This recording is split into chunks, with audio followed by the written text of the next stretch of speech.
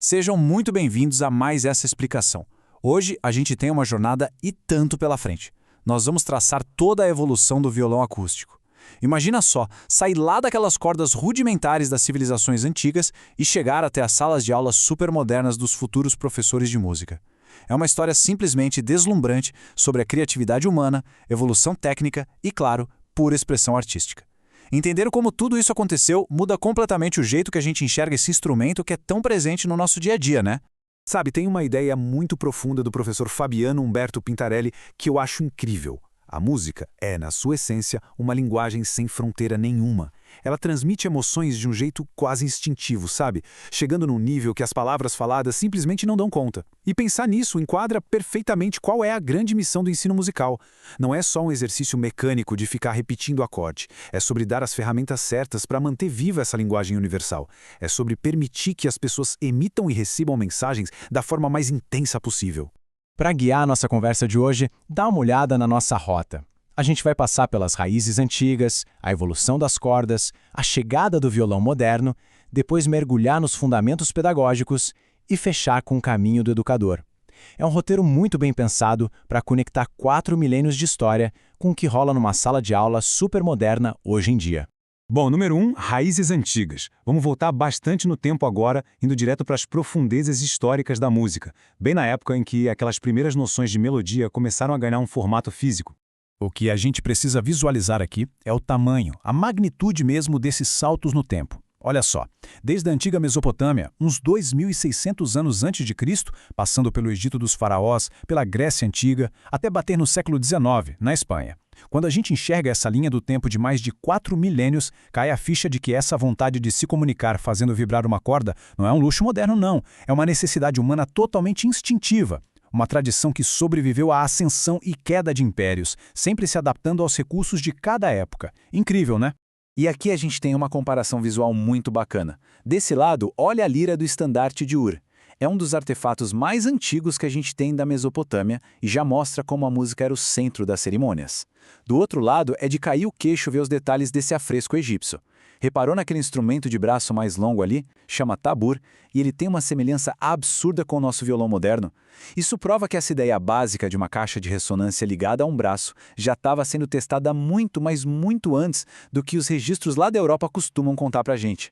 Agora pausa para um fato histórico super curioso. Para driblar a falta de tecnologia da época, os povos antigos usavam os materiais no mínimo surpreendentes da natureza. Tem registro mostrando que os primeiros instrumentos de corda usavam até cascos de tartaruga como caixa de ressonância. Pode parecer loucura, mas tem uma lógica física perfeita aí. A carapaça da tartaruga é rígida e côncava, então ela funcionava como uma cavidade acústica natural maravilhosa, amplificando as vibrações dos fios. É literalmente o ápice do jeitinho e da engenhosidade humana na busca pelo som perfeito. Parte 2. Evolução das cordas. E claro, com o passar dos séculos, esses objetos mais rústicos e orgânicos foram ganhando um nível de complexidade técnica de impressionar qualquer um. Se a gente acompanhar esse desenvolvimento, as transformações são gigantescas.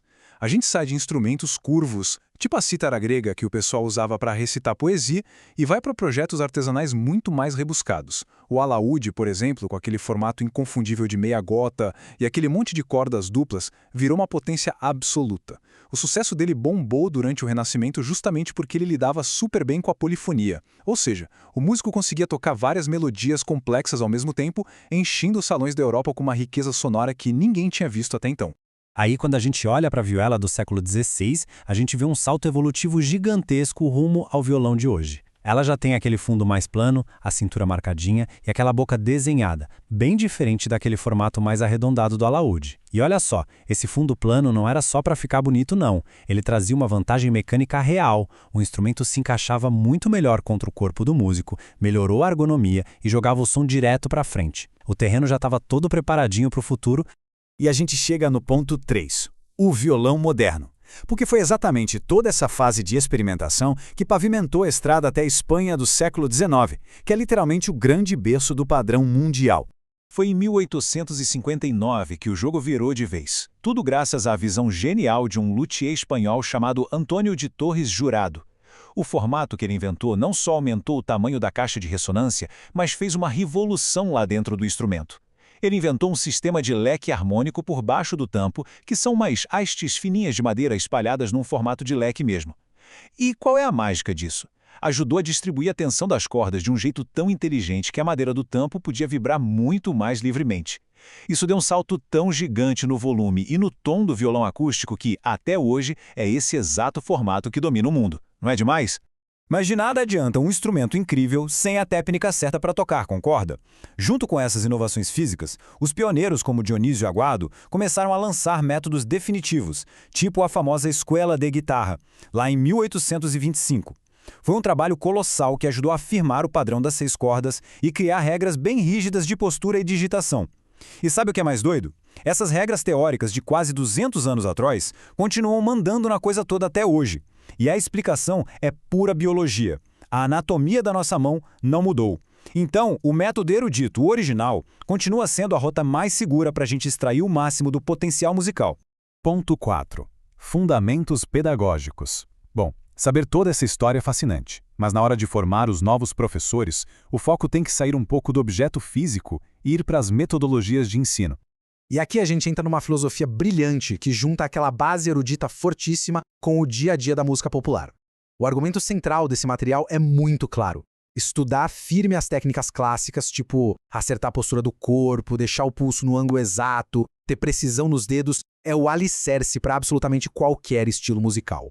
Sabe por quê? Porque quando a técnica erudita entra no sangue, tocar uma música popular fica infinitamente mais limpo, muito mais ágil e, o principal, com risco quase zero de se machucar por desgaste físico. No fim das contas, a técnica mais rigorosa é a sua maior aliada para ter liberdade criativa. Mas transmitir todo esse legado exige bem mais do que só apontar no braço do violão e falar "coloca o dedo aqui". Essa formação toda se apoia muito em teorias da educação super consagradas. A gente vê, por exemplo, as ideias do psicólogo Lev Vygotsky, que mostra que aprender não é só decorar, é um processo cheio de interação social e cultural. E aí junta isso com a abordagem triangular da nossa maravilhosa Ana May Barbosa. Essa junção garante que aprender arte passa por 3 pilares que não se separam: fazer a arte, apreciar e criticar o que se está ouvindo e entender o contexto histórico de tudo aquilo. É uma formação completa mesmo, que une a mão, o ouvido e a cabeça. E o nosso último tópico, número 5, o caminho do educador. Com toda a história na bagagem e as bases da educação bem firmes, agora a gente entra no laboratório, na prática de verdade, para ver como esse profissional se forma. Dá uma olhada nesse roteiro de estudos. Ele é, na verdade, um mapa incrível de crescimento. Tudo segue uma escadinha lógica. A gente começa desvendando o básico, como afinação e postura, para depois mergulhar nos campos harmônicos com segurança. A partir daí, o caminho se abre para toda aquela riqueza rítmica que a gente tem, passando por toada, valsa, marcha, baião, e o topo dessa montanha é conseguir dominar acordes super complexos como as tétrades. Essa estrutura passo a passo é o que garante que o futuro professor construa confiança tijolo por tijolo antes de encarar o desafio que é estar à frente de uma sala de aula. Agora, o que eu acho sensacional nessa transição para o mundo moderno é esse contraste entre as ferramentas. Pensa comigo, a gente está falando de ensinar uma tradição acústica que tem milênios de testes em madeira e osso. Só que hoje, o estudo acadêmico mistura tudo isso com tecnologia digital sem esforço nenhum. Você está lá lendo o material impresso, encontra um QR Code, bate a câmera do celular e pronto, você é jogado direto para um vídeo mostrando a execução prática daquele exercício. É o acompanhamento técnico rolando na tela do celular. É literalmente o casamento perfeito entre a tradição artesanal mais pura e as facilidades imersivas da educação do futuro. Então, para fechar essa nossa explicação de hoje, a gente fica com os olhos apontados para o amanhã, vendo essa trajetória impressionante de 4 milênios desse instrumento que nunca para de se adaptar, e vendo ele se encaixar perfeitamente no mundo digital. Fica uma provocação solta no ar.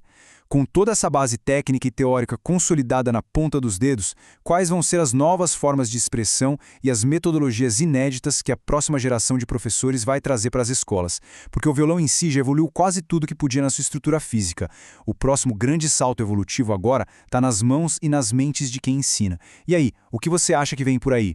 Valeu demais por acompanhar mais essa explicação com a gente. Continue sempre explorando e estruturando o conhecimento. Um abraço e até a próxima!